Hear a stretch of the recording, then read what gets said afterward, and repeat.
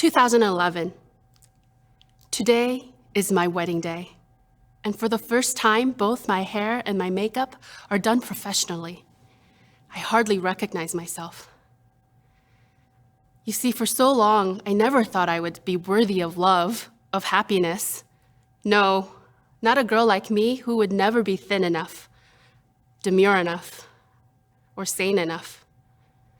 Yet here I am, and the love of my life is waiting outside to marry me in front of all of our loved ones.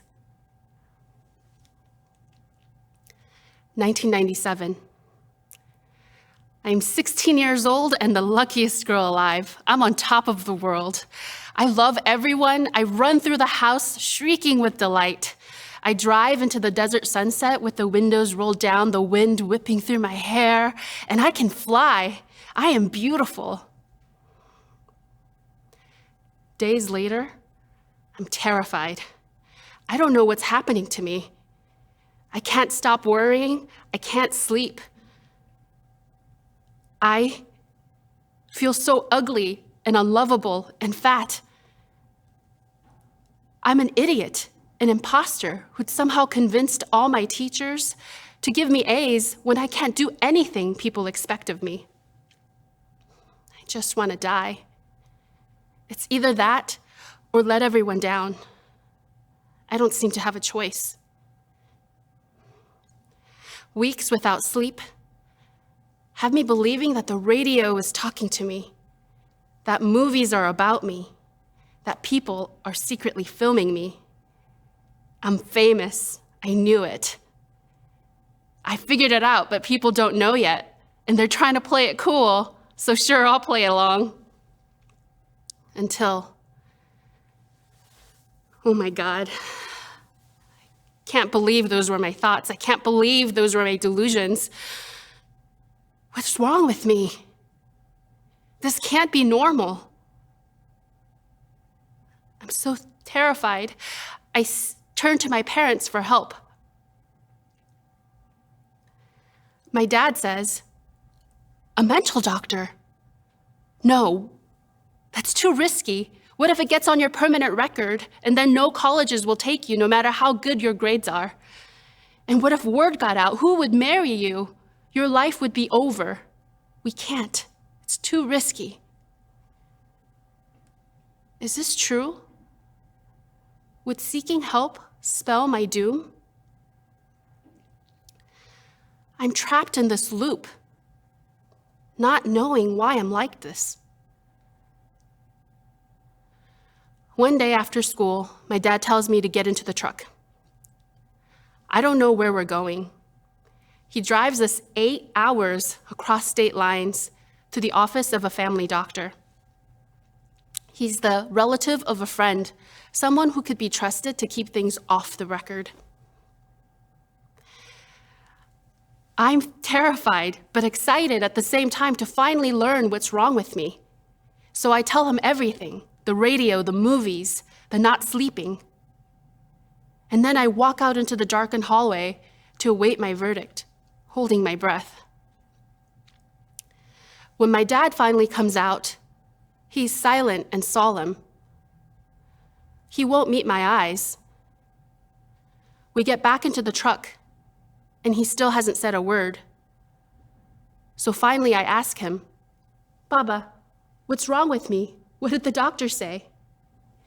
"Nothing's wrong with you. You have an overactive imagination.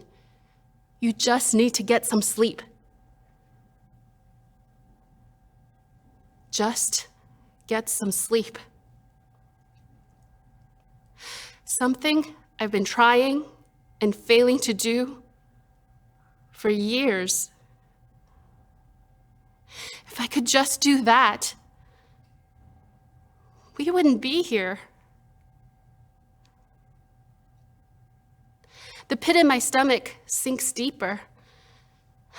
If the doctor can't diagnose what's wrong with me, that means I'm what's wrong. I'm the problem. I'm the failure. How will I survive being this complete failure when failure has never been an option?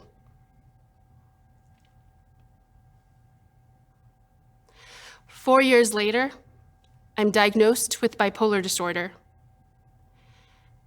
After a month of psychosis, I'm hospitalized and finally prescribed a mood stabilizer that works for me. I'm validated and relieved that my condition has a name, and more importantly, a treatment.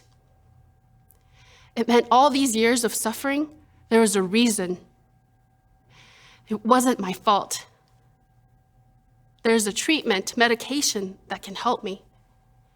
I embrace my diagnosis with gratitude. I never want to feel that terror, that out of control again.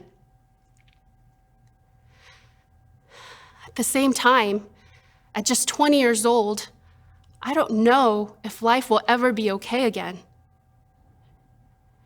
I suffer debilitating shame and guilt. I can't believe the mess I've made of my life. Everything I worked so hard to build since immigrating as a child seems completely destroyed.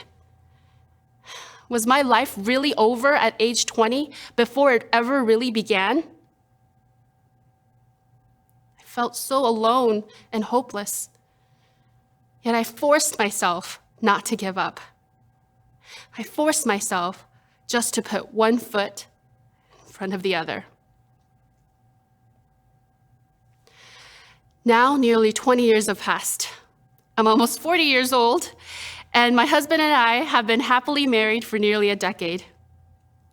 We're parents to a hilarious 7-year-old who tells us every day that he's a nature wizard, and an incorrigible but adorable rescue pup rounds out our family and keeps us all on our toes.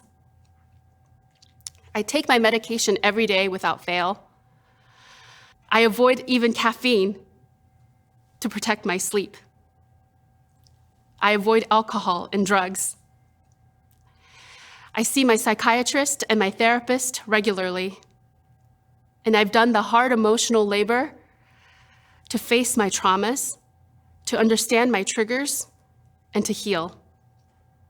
And with this commitment to treatment and wellness, I thrive. I earn my MBA, and I go on to work at one of the most well-known nonprofits in the country, and later do marketing for 2 of the most successful corporations in the world. Yet there's still a skeleton in my closet, eating away at me. I allow the shame to keep me feeling small. I keep my diagnosis a secret from my colleagues, my employer, most people I know. The shame keeps me on the outside. It makes me feel smaller and smaller until I can't take it anymore. That's when I go out seeking a different kind of help. That's when I discover NAMI support groups. And for the first time, I have a safe place to talk about my struggles with people who've been through it firsthand. Within weeks, I become a facilitator. My experience in the groups and the training I received from NAMI help nurture my courage and develop my voice as a mental health advocate. I realize that I can't advocate for myself or anyone if I don't first admit my own struggles. I write an essay called "My Mental Illness Did Not Prevent Me from Succeeding, but the Stigma Nearly Did." And it gets published on the Huffington Post. So I come out of my closet in a big way. And brace for trolls. I'm terrified. At the same time, I feel an incredible sense of relief. For the first time, I can breathe.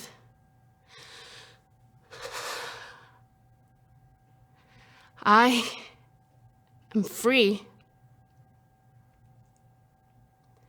And to my surprise, the trolls never come. Instead, I receive an outpouring of support from readers and from people in my past who reached out to tell me that they too had been suffering alone, when we could have been supporting each other all along. Turns out I'm not alone. I never was. Living with a mental illness does not define me. It is not a life sentence like I once feared. As a happy, thriving individual with bipolar disorder, I'm in the majority of people who live with mental health conditions, not the minority. So I'm here to join the fight against stigma. I'm here to change the narrative on mental illness. My 20-year-old self would never believe that life actually works out. So I want to tell my younger self and anyone out there like me that life gets better, so much better.